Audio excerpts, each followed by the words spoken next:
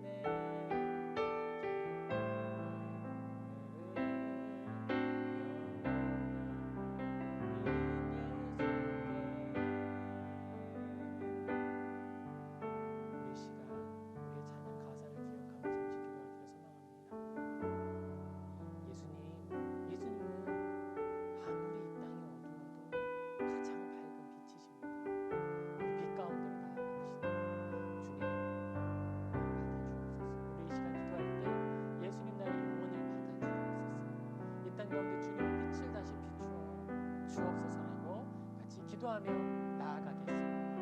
주님, 우리를 받으시는 주님의 그 은혜를 구합니다. 이 땅을 비추시는 주님의 빛을 구합니다. 하나님의 영광의 광채이신 예수 그리스도 주님, 어두워진 우리의 마음을 비추어 주시옵소서. 칠흑같이 어두워진 우리의 마음에 진리의 사랑의 빛을 비추어 주시옵소서. 아버지, 이 땅이 사랑이 식어지고 이 땅이 무정해지더라도 우리는 늘 예수님을 바라보며 마음을 새롭게 하여 뜨거운 사랑으로 이 땅을 섬기고 살아가며 우리 이웃에게 온기를 전달하는 전달자들 되게 하여 주시옵소서. 예수님을 닮은 자들이 되게 하여 주시옵소서. 예수님의 뒤를 따라 걷는 십자가의 군병들이며 그리스도의 하나님의 새 일자들 되게 하여 주시옵소서. 우리 모두가 주님의 뒤를 더 바로 따라가는 아름다운 그리스도의 되게 하여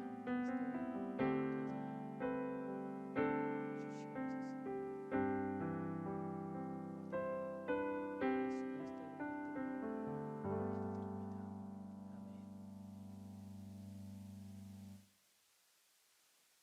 아멘. 할렐루야.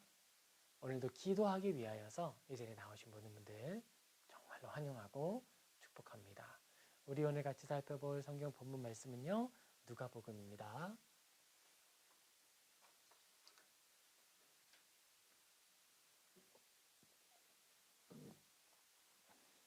누가복음 10장 25절에서 28절.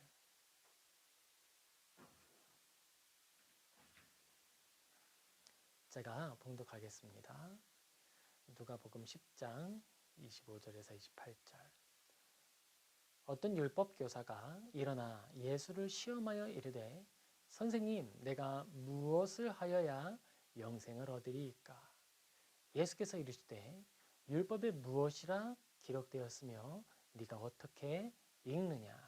대답하여 이르되, 네 마음을 다하여 목숨을 다하며 힘을 다하며 뜻을 다하여 주 너의 하나님을 사랑하고 또한 너의 이웃을 너의 자신같이 사랑하라 하였나이다. 예수께서 이르시되, 내 대답이 옳도다. 이를 행하라. 그러면 살리라 하시니. 아멘. 우리 이 시간 영원한 삶이라는 제목으로 우리 성경을 같이 살펴보겠습니다. 우리가 이 성경을 살펴볼 때에 이런 질문을 우리 안에 던지고 또 이런 마음으로 같이 살펴보면 좋을 것 같아요. 율법 교사는 어떤 마음을 가지고 예수님 앞에 나와왔는가? 그리고 예수님은 그 마음을 아시는 예수님은 율법 교사를 어떻게 대하시는가? 우리가 이번 한 주 이렇게 보내왔는데요. 특별히 많은 사람들 속에서 이슈가 되고 있는 한 이야기가 있습니다.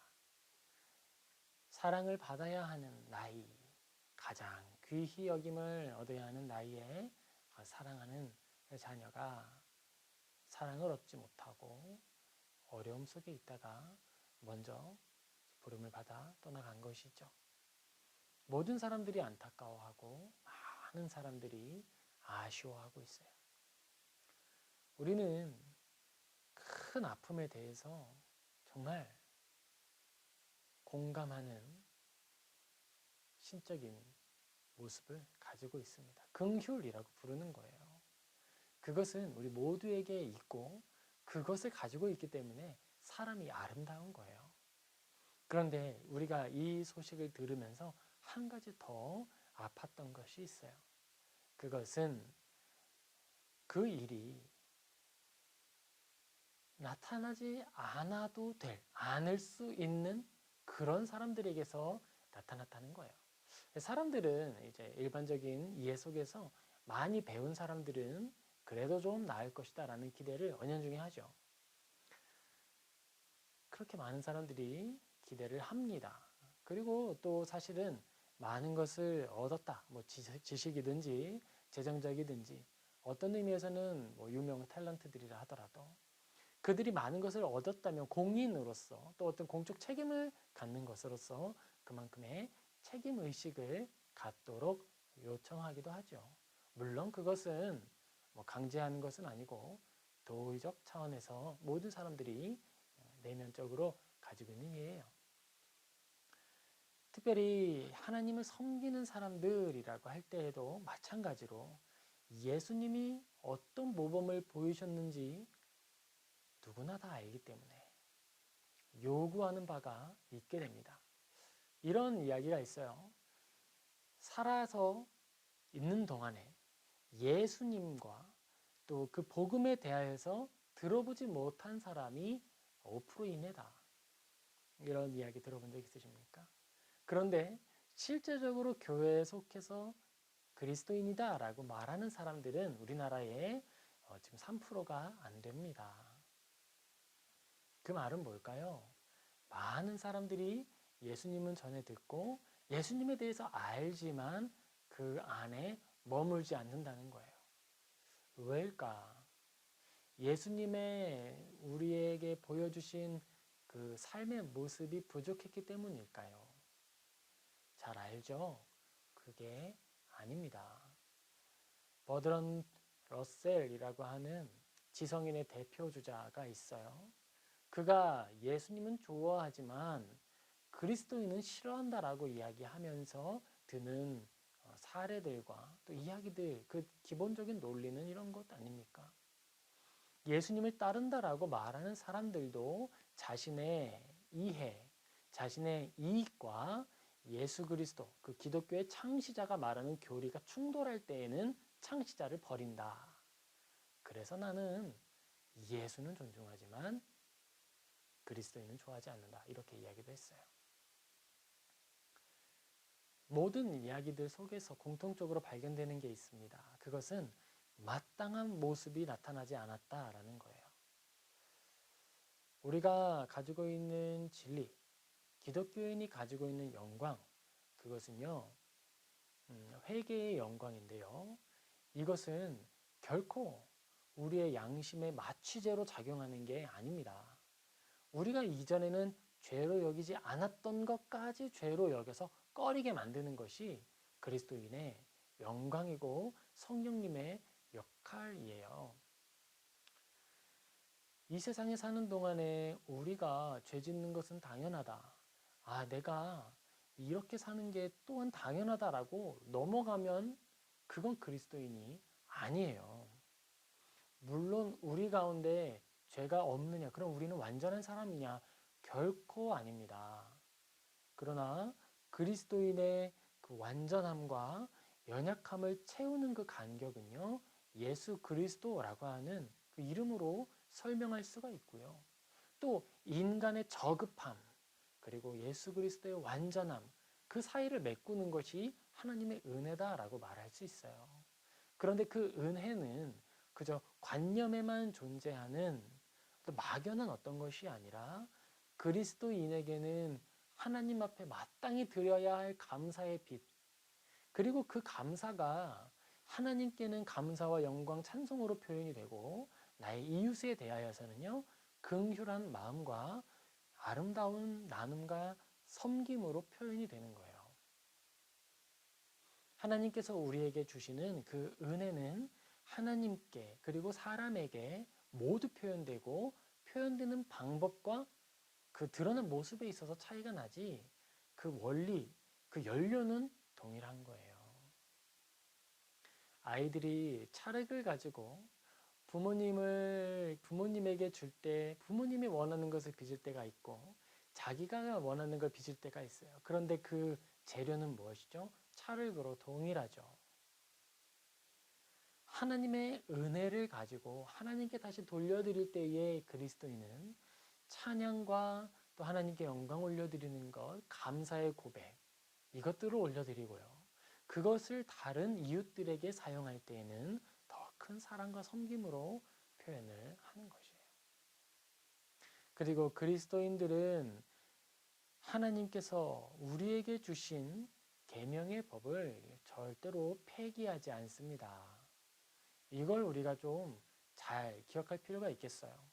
하나님께서 우리에게 주신 십계명, 그것은 이제 쓸모없는 일이 되었을까요? 그렇지 않습니다. 하나님께서 우리에게 주신 십계명을 통해 구원을 얻는 건 결코 아니에요.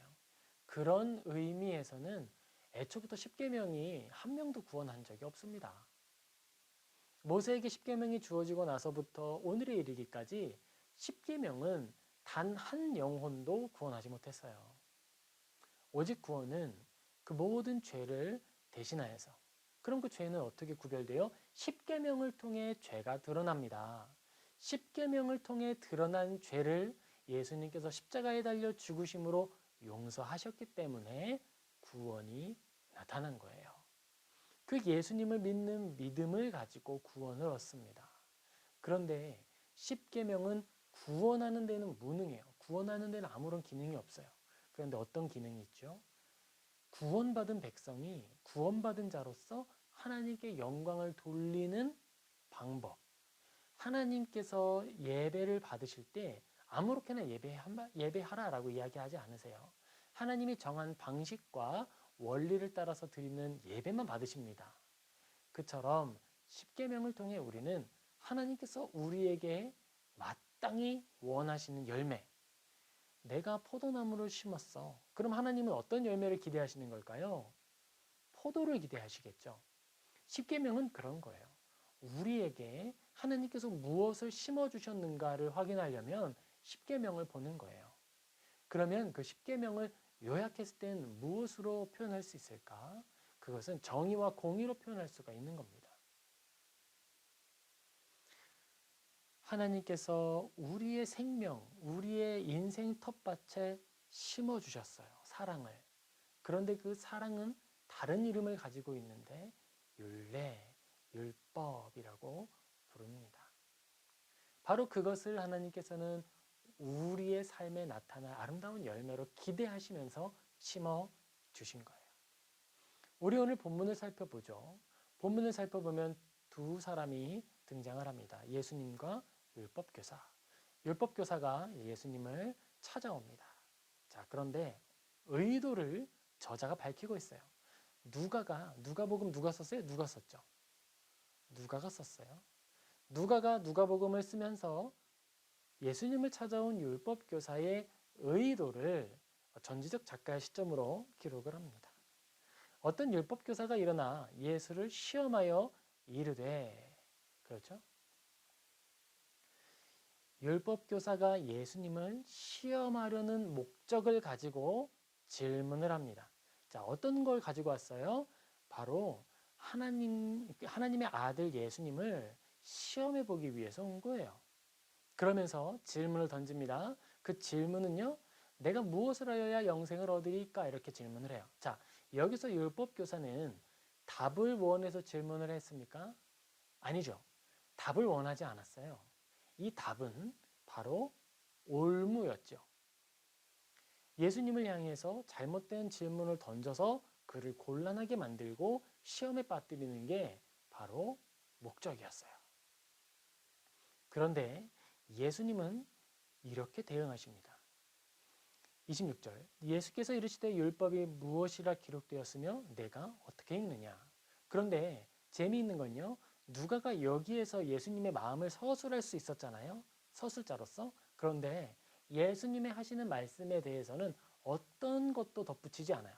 그저 예수님이 하시는 말씀을 옮겨 적을 뿐입니다. 예수께서 이르시되 율법에 무엇이라 기록되었으며 내가 어떻게 읽느냐. 자, 이제 대답을 합니다. 근데 여기는 대답을 할 때의 율법교사는 이 부분에선 다른 의도를 가지지 않아요. 그저 이 질문에 대해서 자기가 아는 대로 다시 답을 합니다. 대답하여 이르되 내 마음을 다하며 목숨을 다하며 힘을 다하며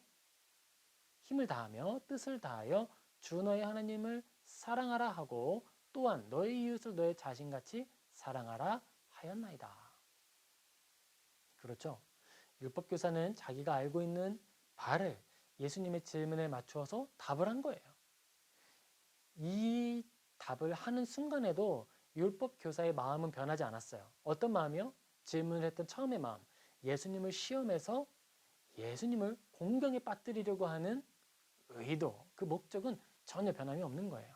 그런데 이 예수님께서 그의 답을 평가해 주십니다. 28절 예수께서 이르시되 너의 대답이 옳도다. 이를 행하라. 그러면 살리라 하시니 우리라면 어땠을까? 여기서 우리 몇 가지 생각을 해볼 건데요. 그 중에 하나입니다. 자, 우리라면 어떨까요? 악한 의도를 가진 사람이 우리를 찾아와서 우리를 곤란하게 할 질문을 하는 거예요. 그때에 우리의 마음이 나쁜 상태라면 이런 걸 할 수 있겠죠. 도리어 더 아주 곤란한 질문을 하거나 공격할 만한 반박을 해서 그 사람이 나에게 주려고 했던 시험을 곤경에 빠뜨리려고 하는 의도를 다시 반사하고 역이용하는 노력을 할 수 있을 거예요. 또 다른 방법은 뭐가 있을까요? 그는 시험하려 했지만 그저 우리는 무던하게 아이 왜 그래요? 라고 하면서 적절한 타협과 어떤 중재점을 찾으려고 노력하는 대화의 시도를 할 수 있을 거예요. 근데 예수님은 어떠셨을까? 예수님은 하나님의 아들이시고 우리의 심령을 살피시는 분이심에도 그의 의도가 어찌 되었든지 그 율법 교사를 대하여서 하실 수 있는 가장 온전한 답을 주시는 거예요. 내가 무엇을 하여야 영생을 얻으리까? 이때 예수님께서 네가 영생을 얻고자 하느냐 독사의 자식아 너는 결코 영생을 얻지 못할 것이다 라고 말씀하실 수도 있어요. 그가 가지고 있는 악한 의도를 그대로 맞받아쳐서 아주 단호하게 심판자로서 권세 있는 하나님의 아들로서 얼마든지 해결하실 수가 있었죠. 그렇지만 예수님이 그렇게 하지 않으십니다. 악한 의도를 가지고 나오는 율법 교사를 향하여서 진정으로 영생을 얻는 방법을 알려주시는 거예요. 누가복음을 기록한 이 누가 나중에 천국 가면은 질문을 한번 던져보고 싶어요. 누가복음 10장에서 예수님의 의도에 대해서 특별한 말을 남기지 않으셨던데 혹시 제가 해석한 게 맞습니까? 라고 질문해보고 싶어요. 저는 이 본문을 통해 그걸 느꼈습니다. 아, 누가가 이 본문 속에서 예수님의 의도를 밝히지 않은 것이 아닐 수 있겠다.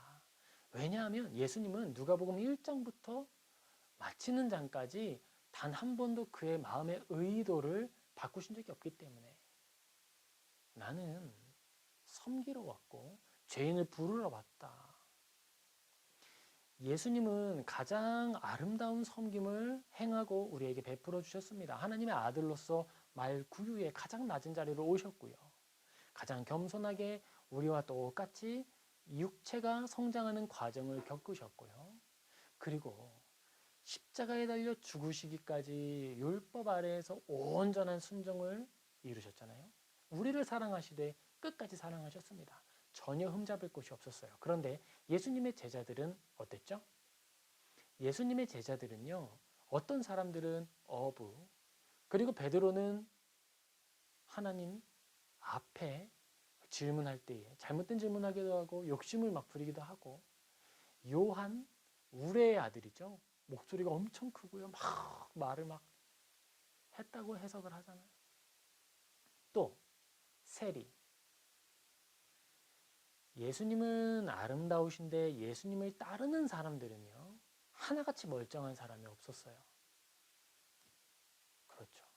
우리 모두가 죄인이고 괴수이고 악한 자인 것처럼 예수님은 가장 아름다운 하나님의 아들이신데 그를 따르는 사람들이 영 형편없는 거예요. 율법 교사가 예수님을 시험하려고 할 때에 예수님 앞에 또 마지막에는 어떤 의도를 가지게 되냐 하면 29절에는 그 사람이 자기를 옳게 보이려고 예수께 여짜오되 그러면 내 이웃이 누구니까 이렇게도 질문을 해요. 이 말은요. 율법 교사는 예수님은 인정을 하는 거예요. 예수님께 옳게 보이고 싶어 할 마음이 드는 거예요. 예수님은 그렇게 탁월한 분이십니다. 그런데 무엇 때문에 이 율법 교사가 예수님을 시험하러 왔을까요? 예수님이 하셨던 사역들 속에서 몇몇 말들이 그들을 공격하는 이야기들도 있었고 또 뭐예요? 예수님이 만나는 사람들이 마음에 안 드는 거예요. 바리새인들처럼 좀 높은 곳에 가서 앉으시기를 기뻐하시고 좀 이렇게 그들과 어울려서 그런 크루를 만들어서 활동을 하셨다면 더 좋았을 텐데 그런 거죠. 그런데 매번 만나는 사람 보면은 어떤 사람들은 이렇게 한센병으로 부정한 자로 취급을 받아서 그룹에 못 들어오던 사람들, 고아와 과부, 외국인 나그네들, 그리고 배우지 못한 사람들, 성치 못한 사람들만 골라 만나고 다니시니 그게 아주 곤란했던 거죠. 그런 마음에 미움이 들어서 예수님을 찾아온 거예요. 그런데 예수님은 그런 사람을 마주하시면서 그에게 줄 수 있는 가장 탁월한 것, 전혀 악한 의도가 없이 예수님이 주실 수 있는 가장 올바른 것을 늘 주시는 거예요. 어떤 사람들은 눈이 멀고 어떤 사람들은 자신의 육체의 필요를 채우기 위해서 예수님을 찾아오기도 했습니다. 보게 해 주십시오. 나의 피부병을 낫게 해 주십시오. 그런데 너 하나만 돌아오고 나머지는 다 어디로 갔느냐? 예수님을 이용해서 나의 필요를 채우려던 사람들도 추종자들 중에 있었죠. 그럼에도 불구하고 예수님은 기꺼이 자신의 모든 걸 내어주셨어요. 그게 예수님의 사랑이었습니다. 제가 이 본문을 묵상하면서 이런 마음이 너무 크게 들었어요. 사실은 우리가 아까 이야기했던 마음 아픈 소식이 있죠. 그 마음 아픈 소식 속에 어떤 사람이 또 주인공이 됐습니까? 정말 사랑받아야 할 아이가 있는데요. 또 그 아이를 핍박한 사람이 많이 배우기도 했고 또 어떤 사람이에요? 종교적으로도 무엇인가 좀 배움이 있다라고 말하는 사람이었던 것이 문제였죠.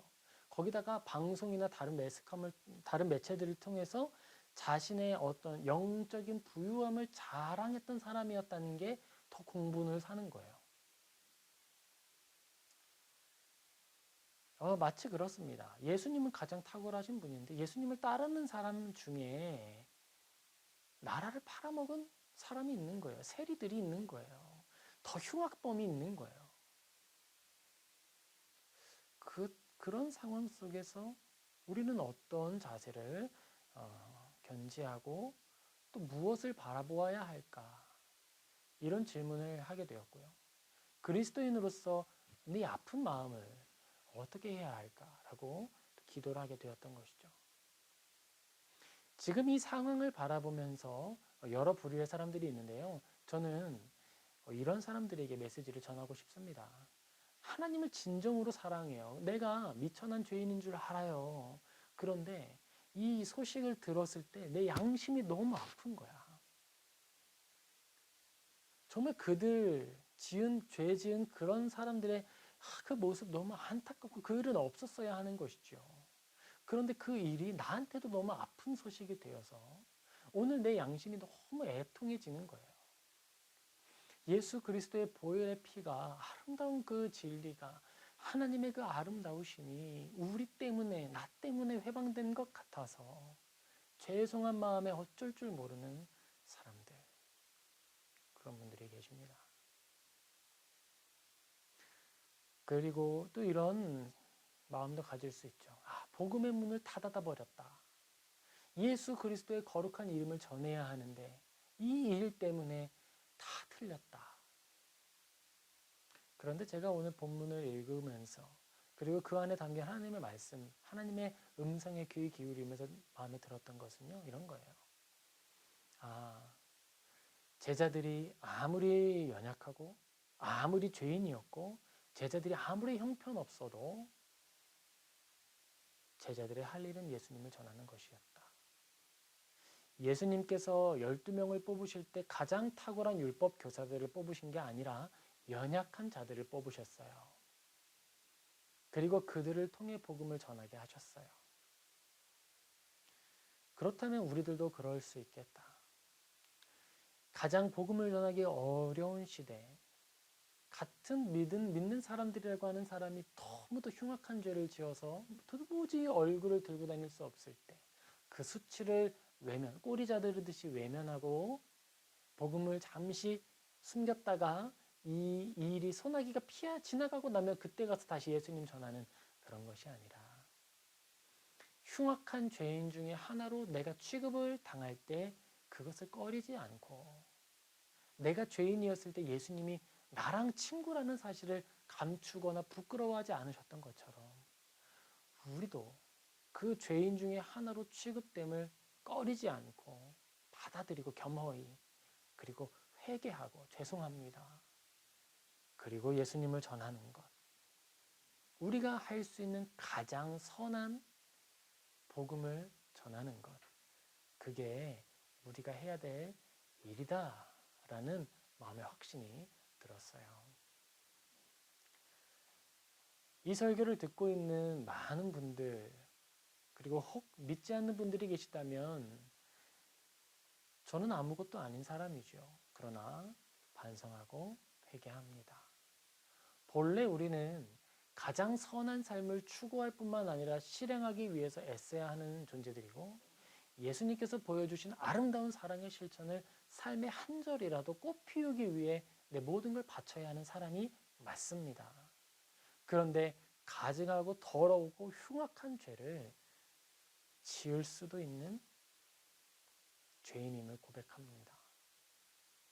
그리고 다른 이가 지은 그 죄를 나는 다른 사람이다라고 분리하는 게 아니라 똑같은 죄인으로 그 중에 하나로 취급을 받아 이 시간 반성하기를 원합니다. 그리고 다시는 이런 일이 반복되지 않도록 하나의 시민으로서 또 그리스도인으로서 할 수 있는 노력을 하겠습니다. 알리고 또 이 일이 어떻게 진행이 되는지 지켜보고 하나님 앞에 정의가 공의가 이루어지도록 간구하면서 그렇게 살아가겠습니다. 오늘 본문을 통해 예수님은 그에게 악한 의도를 가지고 찾아오는 자들에게 무엇을 내어주어야 하는지 잘 보여주고 계십니다. 우리 그리스도인 중에 하나가 죄를 지었잖아요. 우리가 그의 믿음 있고 없음을 판단하는 자는 아닙니다. 우리는 우리의 형제 자매의 연약함을 그저 받아들이는 거예요. 그리고 그것에 대해서 화가 나서 찾아오는 자들, 시험하기 위하여 찾아오는 자들, 분내는 사람들에게 그들의 질문에 악한 의도로 대꾸하거나 부정하거나 그 공격을 나의 또 어떤 공격으로 맞서는 것이 아니라 우리가 줄 수 있는 가장 선한 것을 내어주고 정직하게 회개하는 것으로 반응해야 한다. 우리는 예수님의 이 모범을 통해서 내가 어떻게 살아가야 할지 교훈을 얻어야겠습니다. 우리는 예수님을 전하기 좋은 시대에만 예수님 전하는 것이 아니라 우리에게 비난의 화살, 우리에게 마음을 아프게 하는 어떤 말들이 찾아올 때에도 예수님만을 전해야 할 것입니다. 예수님은 영원한 삶의 근원이십니다. 생명에 이르는 생명이십니다. 예수님께서 말씀하시죠. 너는 마음을 다하여 목숨을 다하며 힘을 다하며 뜻을 다하여 주 너의 하나님을 사랑하고 모든 그리스도인들 우리 모두는 하나님을 충성되이 사랑합시다. 그리고 기억합시다. 거기서 끝나지 않습니다. 또 너의 이웃을 너의 자신같이 사랑하라 하였느니라. 우리의 이웃을 또한 사랑합시다. 나를 친절하게 대하는 이웃만이 아니라 나에게 비난의 화살을 쏘는 그런 이웃일지라도 사랑합시다. 그리고 사랑하는 자녀들에게 더 순전한 사랑으로 더 성실한 사랑으로 우리를 참아주셨던 하나님의 인애로우심으로 그 모습을 한 절이라도 닮아서 흘려보내는 저와 여러분 되기를 주님의 이름으로 축복합니다. 아멘. 우리 같이 기도하겠습니다. 사랑과 은혜가 충만하신 아버지 하나님, 우리가 우리의 연약한 모습을 다 알고 있습니다. 하나님, 죄송합니다. 정말 하나님 믿는 사람으로서 잘 살고 싶고 멋지게 살고 싶고 건전하게 살고 싶은데 이 삶의 환경들이 내 안의 연약함이 내가 가지고 있는 쓴뿌리들이 내가 가지고 있는 악한 본성이 우리의 삶을 자꾸 더럽히고 내 입술을 더럽히고 예수님의 거룩한 그 보혈의 피의 가치를 훼손하려 합니다. 하나님, 우리의 이 모든 연약함 회피하고 외면하여서 면피하는 것이 아니라 다 인정하고 다시 그것들을 들고 예수님 앞에 나아가는 우리 그리스도인이 되게 하여 주시옵소서. 회개는 죄로부터 돌이키는 것이라 하였는데 우리가 죄로부터 돌이킬 수 있도록 죄를 인정하게 하시고 그 죄를 들고 십자가에 나아가 도움을 요청하는 진실한 그리스도인들 우리 모두 되게 하여 주시옵소서. 또한 우리의 연약함 때문에 상처받은 믿지 않는 이들의 영혼을 위로하여 주옵시고 진실하고 신실하게 주님을 섬기는 이들의 상한 양심과 그 심령을 위로하여 주시며 또 가장 아파하고 있을 또 어미 된 자들, 그 아버지 된 자들의 마음도 또한 위로하여 주시옵소서. 이 땅에 코로나19로 가족들과 함께 시간을 보내는 이 시간, 이 땅에 다툼이 아니라 더 큰 사랑이 임하도록 긍휼을 베풀어 주시옵소서. 주님께 감사하며 예수님의 이름으로 기도합니다. 아멘. 우리 같이 찬송하시겠습니다. 우리 같이 찬송할 텐데요. 아무도 예배하지 않는 그곳에서 주를 예배하리라. 우리 같이 찬양하고 이어서 기도하겠습니다.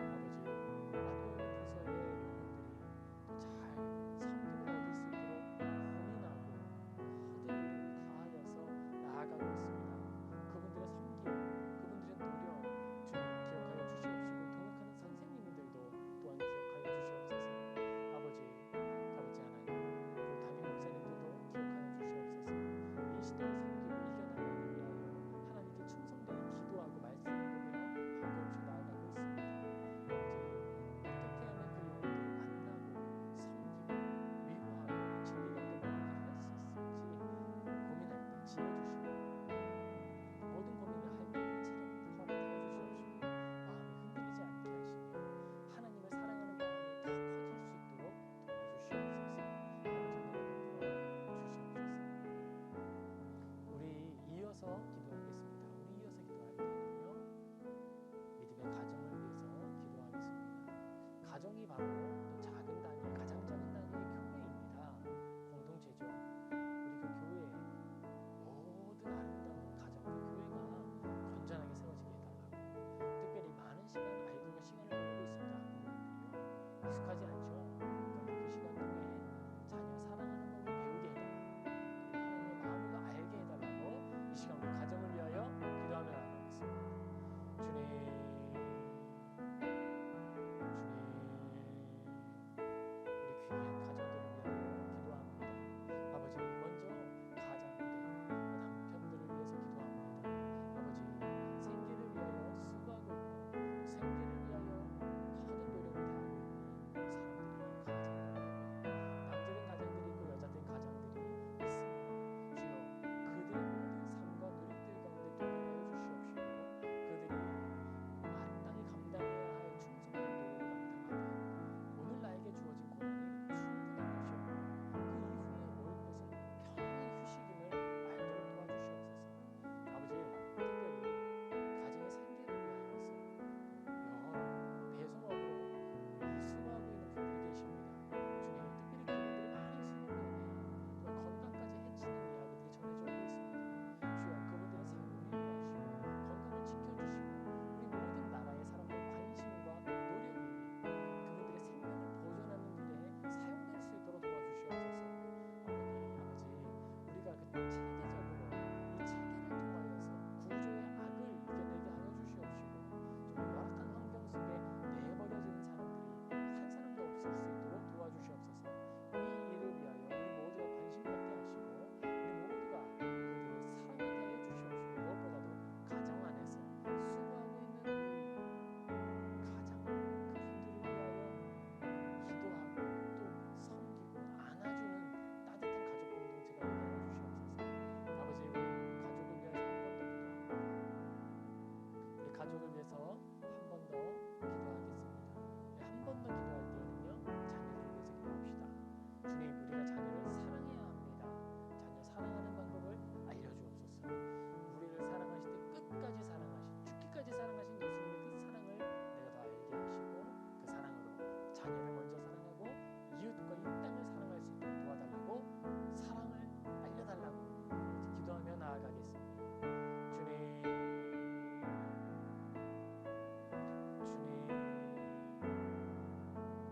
우리 사랑하는 가정, 우리 자녀들을 위해서 한 번 더 기도합니다. 아버지, 우리 사랑하는 자녀들을 사랑하는 방법을 우리에게 알려주시옵소서. 그들의 악함과 연약함을 보고도 못 본 척하는 것이 아니라 마땅히 징계하지만 사랑으로 할 수 있도록 도와주옵소서. 아버지, 과하지 아니하도록 하여 주시옵소서. 아버지, 우리들이 마음을 다스리지 못한다면 차라리 그들을 다스리지 않도록 우리에게 절제를 허락하여 주시옵소서. 아버지, 먼저 충성되이 자녀들을 위해 기도하는 부모가 되게 하여 주시옵소서. 기도의 의무를 충성되이 하지 않았는데 우리가 다른 것으로 먼저 화를 내지 않을 수 있도록 도와주시옵소서. 아버지 하나님, 이 땅 가운데 어린아이들을 학대하는 그 일이 끊어질 수 있도록 도와주시옵소서. 아버지, 우리가 모두 관심을 가지고 나의 가정만 돌보는 것이 아니라 이웃의 가정에도 관심을 가지게 하여 주시옵소서. 아버지, 정말 생계의 어려움 때문에 아이들을 돌보지 못하는 가정이 있는지 우리가 살펴보게 하여 주시옵소서. 만약 있다면 우리가 법을 잘 준수하고 그 아름다운 규칙 안에서 감당할 수 있는 영혼들을 건전한 방법으로 또 나눔으로 섬김으로 함께 가정을 세워갈 수 있도록 도와주시옵소서. 그 일에 교회가 역할을 감당할 수 있도록 지혜를 내려주시옵소서. 아버지, 믿음을 가지고 있는 이들이 먼저 회개함으로 먼저 돌이킴으로 본이 되게 하여 주시옵시고 이 땅 가운데 어두워져 가는 가운데 이 땅을 비추는 등불들이 되게 하여 주시옵소서. 우리 이 시간 마지막으로 기도할 텐데요, 마지막으로 기도할 때에는요, 유정자들,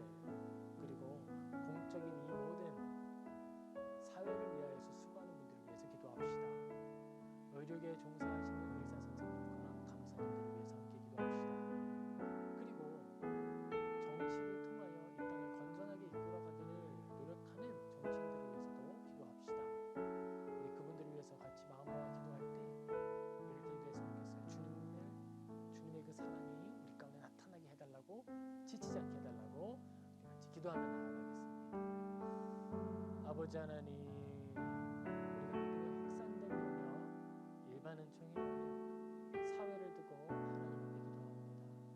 아버지, 우리가 한 사람의 시민으로서 마땅한 모범을 보이게 하여 주시옵소서. 교만하고 또 드러내는 삶, 그런 드러내기를 좋아하는 과장된 삶이 아니라 단순하지만 진실한 삶을 살아가는 우리들이 되게 하여 주시옵소서. 그리고 하나의 건전한 시민으로서 건전하게 투표하고 또 사회적 문제에 관심을 가지고 또 자기가 할 수 있는 도리를 함으로써 이 땅이 건전해지는 일에 기여하는 그리스도인들이 되게 하여 주시옵소서. 아버지, 그리고 그런 모든 시민들의 관심과 노력으로 위종자들이 격려를 얻을 뿐만 아니라 또 경솔히 행동하지 않는 절제가 나타나게 도와주시옵소서. 법 집행이 하나님의 뜻 안에서 공의와 정의가 실현되는 방법으로 나타나기를 소원합니다. 권세가 있는 자뿐 아니라 없는 자들에게도 동일하게 그 법이 실행되고 법의 원리가 지켜지게 하여 주시옵소서. 아버지 하나님, 또 기업을 운영하는 분들이 있습니다. 많은 영혼들이, 많은 가정들이 기업과 함께 또 살아가고 있습니다. 아버지, 기업인들이 많이 어려울 텐데 도움을 내려 주시옵시고 지혜를 주시고 다른 사람들을 밀어내고 떨어냄으로써 독점함으로써 혼자만 살아남는 것이 아니라 함께 이 어려운 시대를 살아내고 이겨나가는 그런 상생의 지혜가 나타날 수 있게 하여 주시옵소서. 아버지 하나님, 주님의 은혜를 구합니다. 의사 선생님들과 간호사 선생님, 의료계에 종사하는 모든 종사자분들이 어려운 가운데 있습니다. 체력적으로 지켜주시고 지혜를 내려주시고 그들의 마음이 꺾이지 않도록 도와주시옵소서. 기득권이 아니라 섬기는 자로 아버지, 그들이 나아갈 때 하나님의 능력을 힘입어 모든 일을 행할 수 있게 도와주시고 믿지 않은 이들에게도 능력을 내려주시어서 정말 이 일이 끝난 후에 더할 나위 없이 큰 보람과 기쁨으로 감사와 만족으로 그들의 섬김의 자리를 감당할 수 있도록 도와주시옵소서. 우리가 어떤 재정적으로 크게 도움을 주기는 어렵지만 기도합니다. 주님이 인도자이시고 주권자이시니 주님의 그 큰 능력, 큰 은혜를 내려 주시옵소서. 우리 이 시간 마음에 각자 주시는 감동을 따라 기도하기를 원합니다. 우리가 공적으로 기도하는 시간은 여기에서 마무리할 것입니다. 우리가 주기도문을 마친 후에는 각자 삶의 자리에서 골방에서 조용히 가정을 깊이 기도하기를 축복합니다.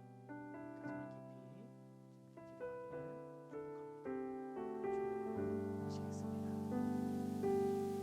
하늘에 계신 우리 아버지여, 이름이 거룩히 여김을 받으시오며 나라의 마옵시며 뜻이 하늘에서 이룬 것 같이 땅에서도 이루어지이다.